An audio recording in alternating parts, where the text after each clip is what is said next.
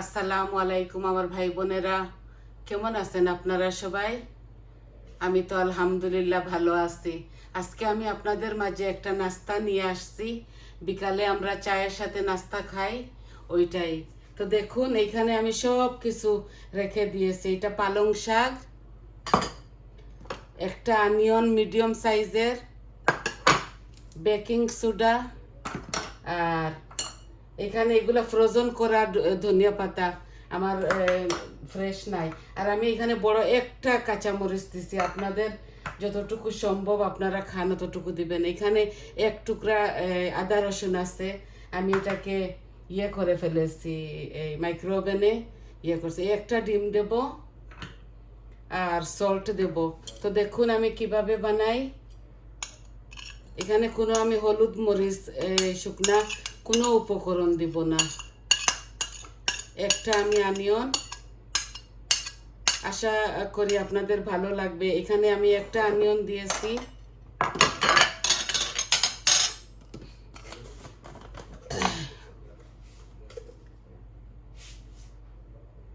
আর আমি বেশি বানাবো না, আমি এই যে হাফ চামচের মতো লবণ দিচ্ছি। অল্প করে বানাবো তো, তাই।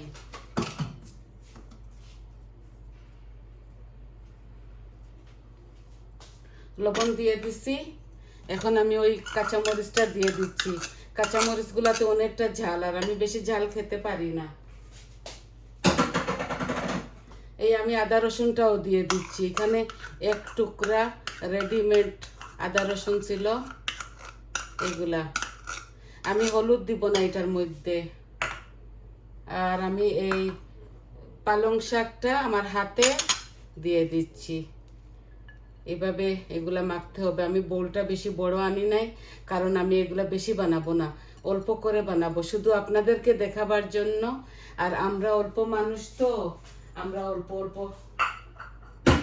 আমরা নাস্তাটা করে নিব। তো ধনিয়া পাতাও দিয়ে দিচ্ছি একসাথে। আপনারা ফ্রেশ দিবেন, থাকলে ফ্রেশ দিলে আরো ভালো হয়। তা আমার এগুলা গার্ডেনের ধনিয়া পাতা।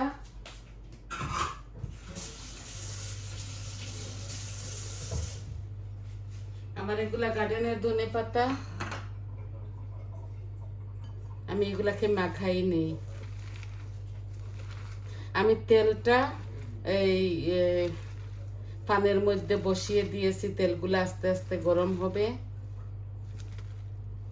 এই দেখুন, আমি মরিচ, আদা রসুন, পালং শাক, এই পালং শাক এগুলো আমার গার্ডেনের, ধনিয়া পাতাও আমার গার্ডেনের। এখন আর ধনিয়া পাতা উঠতেছে না। এতদিন মেঘ বা বৃষ্টি ছিল, আজকে খুব বেশি গরম পড়ছে লন্ডনে। তো এই দেখেন আমি মাখাই নিছি। এখন আমি হাতটা ধুয়ে ফেলবো। একটা ডিম আমি ভেঙে দিচ্ছি এটার সাথে। এই একটা ডিমই দিচ্ছি। যদি বেশি বানান তাহলে আপনারা বেশি দিতে পারেন।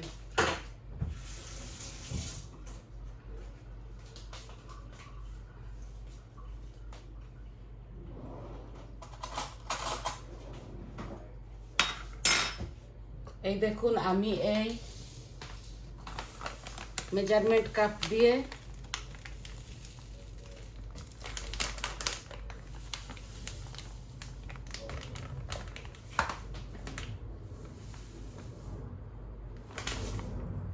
মেজারমেন্ট কাপে আমি 1.5 কাপ দিচ্ছি এই গ্রাউন্ড রাইসটা।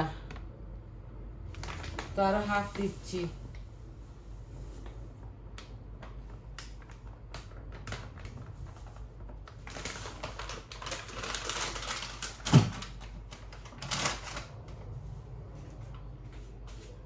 এই যে এখন আমি মাখানোটা শেষ হয়ে গেলে আমি আধা চামচ বেকিং সোডা দিব। এই দেখুন, এই অনিয়নের পানি, ধনিয়া পাতার ডিম, এরপর পালং শাক, সব কিছু এখানে মিক্সড হয়ে গেছে।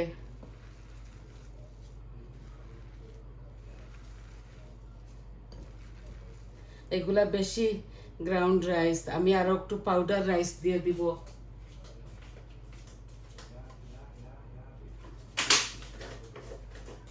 আর একটু মিহি রাইস পাউডার আর একটু মিহি দিয়ে দিচ্ছি।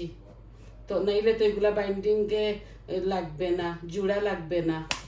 তাই ধরে নিন আমি দুটোটা মিলিয়ে 2 কাপ দিয়ে দিয়েছি মেজারমেন্ট কাপে।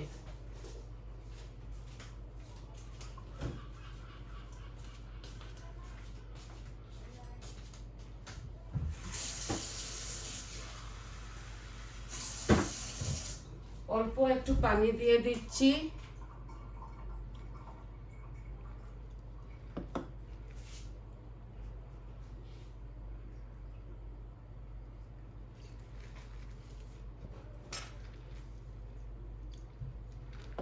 অল্প একটু পানি দিয়ে দিচ্ছি। আমার বোলটা একটু ছোট হয়ে গেছে, আমি ভাবছিলাম অল্প করে করব, এখন করতে করতে গ্রাউন্ড রাইস দিয়েছি তো এগুলা জোড়া লাগবে না, তাই আমি অল্প করে একটু ওই মিহি রাইসটা দিয়েছি। দুটোটাই বাজারের কিনা, এগুলা আমার হাতের বানানো না। আমি কোনো হলুদ দিব না, আপনাদেরকে শুধু শেখাবার জন্য। এইটা আমি মাখতেছি, এই মাখার মধ্যে যতটুকু সময় লাগবে পরে তো ইজি, তেলের মধ্যে দিবেন, ডুবা তেলের মধ্যে, আর হয়ে যাবে। আমার ওয়ার্কটপ একদম পরিষ্কার। আমার ওয়ার্কটপে কিছু পড়লেও যে আপনারা মনে করবেন না যে আমি ডাটি না, এটা এইভাবে সব সময় আমরা পরিষ্কার করি।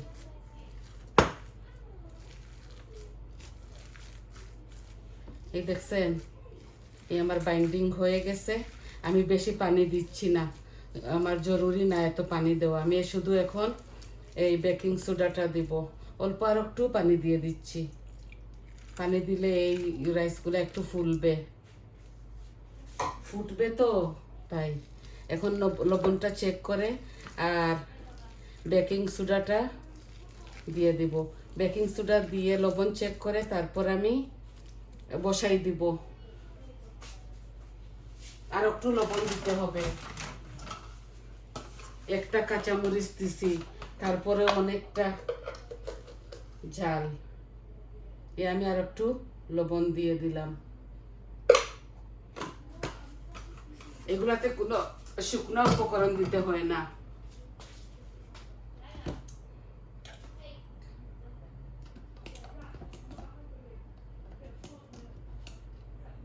এই দেখুন, এটুকুই দিচ্ছি বেকিং সোডা,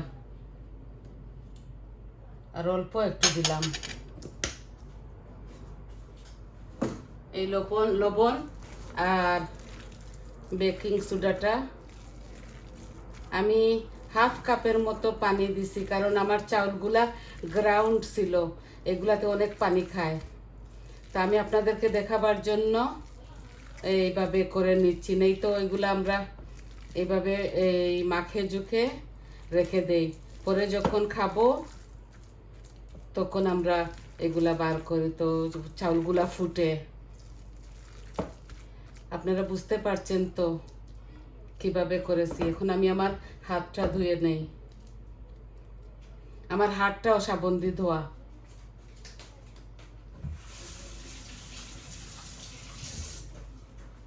এখন আমি আমার ফানটা বসিয়ে দিব, আর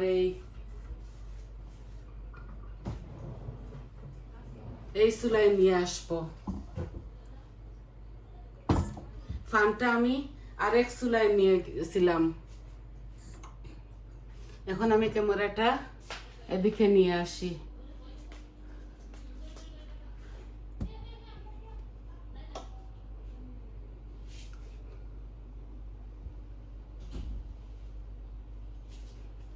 এই দেখুন, আমার তেলগুলা গরম হয়ে গেছে। এখন আমি আর চেক করতে হবে না, আমি ওই চুলাতে করে ফেলেছিলাম তেলটা। আমার তো 4টা চুলা, আমি লেফটের চুলাতে, এই দেখুন আমি বিসমিল্লাহ। এগুলা এইভাবে চ্যাপটা করে দিব না,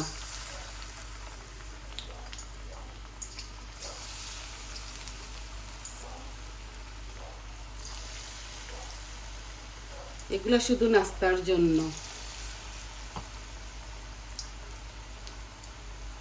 আমরা তো চট্টগ্রামে বড় হয়েছি, আমার মা কত কিছু নাস্তা বানাতেন। আমার তো অল্প বয়সে বিয়ে হয়ে গেছে, আমি এত কিছু শিখতে পারি নাই। এখন যা কিছু করতেছি সব কিছু আমার মাকে ফলো করে, নানিকে, দাদিকে। তো কেউই নাই দুনিয়াতে আমার, শুধু ভাই আছে আর বোন আছে, একটা বোন আর 2টা ভাই।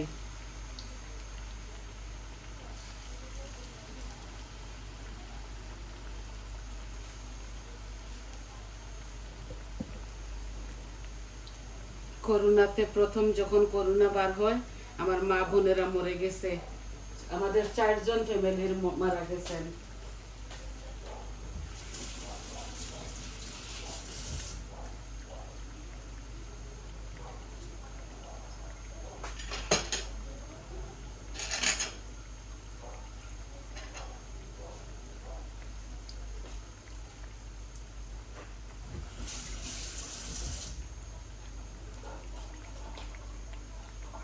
খুব ইজি এগুলা করতে, এগুলাতে কোনো দিতে হয় না, হলুদ দিতে হয় না। এইভাবে, আর হলুদ দিলে দেওয়া যায়, লাল হয়ে যায় তো, এর জন্য এইভাবে ভাজলে লাল হয়ে কুরকুরে। এগুলা আপনারা এইভাবে বানাবেন, খাবেন, আর সাথে সস দিবেন, টমেটো সস। এই দেশে তো অনেক রকমের সস আছে আমাদের লন্ডনে, তো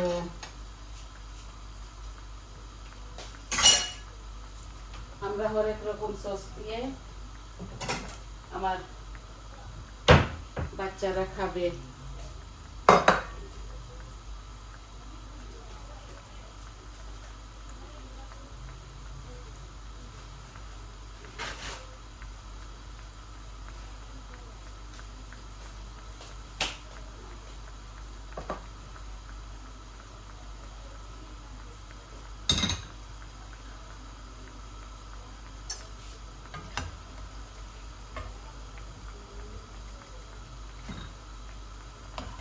এই যে হয়ে গেছে, এগুলো এত কুরকুরে। এইভাবে আমি বানিয়ে নিচ্ছি, আমি বেশি কুরকুরে করতেছি না। আমি যখন ওরা খাবে ফ্রায়ারের মধ্যে আবারও ডালতে হবে।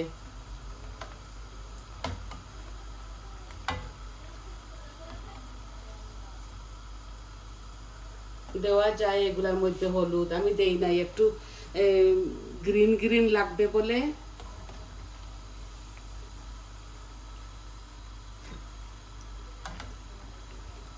এটাকে চাউলের পাকুড়া বলে, রাইস পাকুড়া।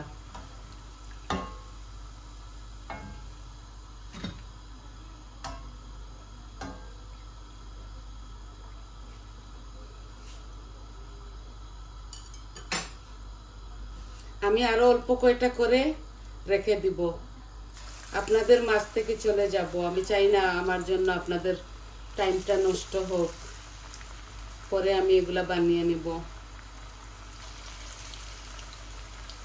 আর অল্প করে নিচ্ছি, এখানে অনেকটা হয়ে যাবে।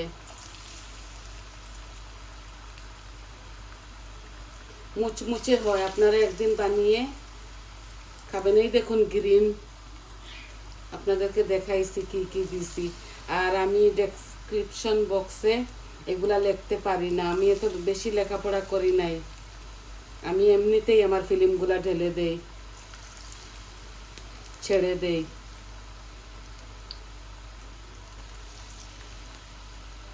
আমার যদি কোনো ভুল ত্রুটি হয় আপনারা ক্ষমার সুন্দর দৃষ্টিতে দেখবেন।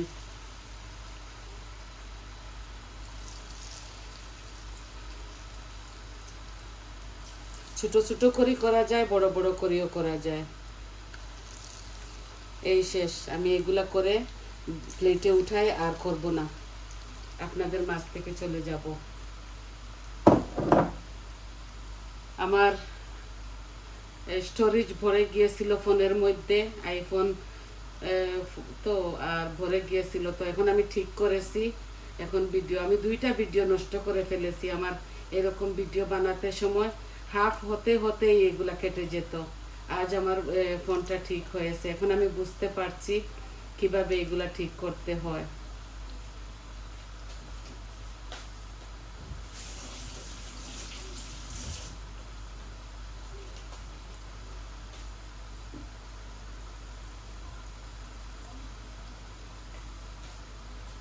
আমি মিডিয়ামের মধ্যে আমার আগুনটা রাখছি, গ্যাসের ফ্লেমটা।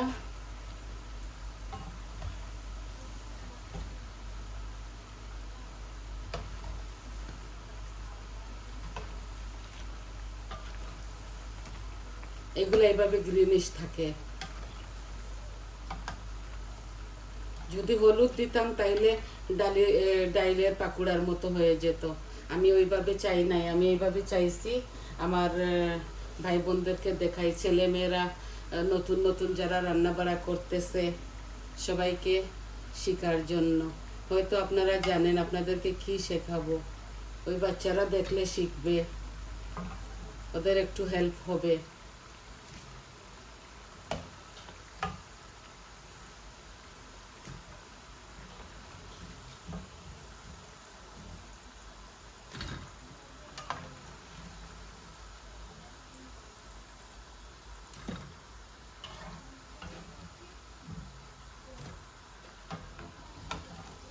আমি এগুলো এইভাবে উঠাই নিচ্ছি। আমি বেশি কুরকুরে করছি না, কারণ এখন নাস্তার টাইম না। আমি এখন চুলাটা অফ করে ফেলছি।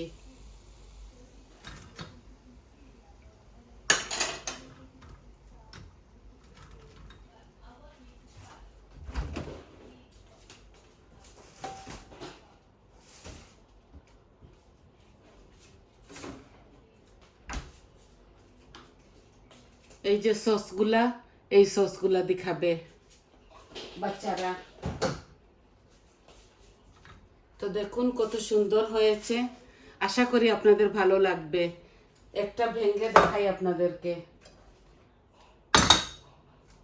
এই দেখুন, এইভাবে গ্রিনিশ থাকে। তো দেখছেন, আজকে আপনাদেরকে শুধু এটাই দেখাবার ছিল। তো সবাই ভালো থাকুন, সুস্থ থাকুন, আর আমার পাশে থাকুন। আমি ইদানিং দেখতেছি সবাই আমাকে কমেন্ট দিচ্ছেন, সাবস্ক্রাইব করছেন, খুবই খুশি লাগতেছে। সবাইকে আমি অসংখ্য অসংখ্য ধন্যবাদ দিচ্ছি। আর আমার চ্যানেলটাকে সাবস্ক্রাইব করবেন এইভাবে, আর লাইক দিবেন, কমেন্ট দিবেন আপনাদের কেমন লাগলো। তাহলে আজ এই পর্যন্ত আসি। সবাই ভালো থাকুন, সুস্থ থাকুন। আসসালামু আলাইকুম।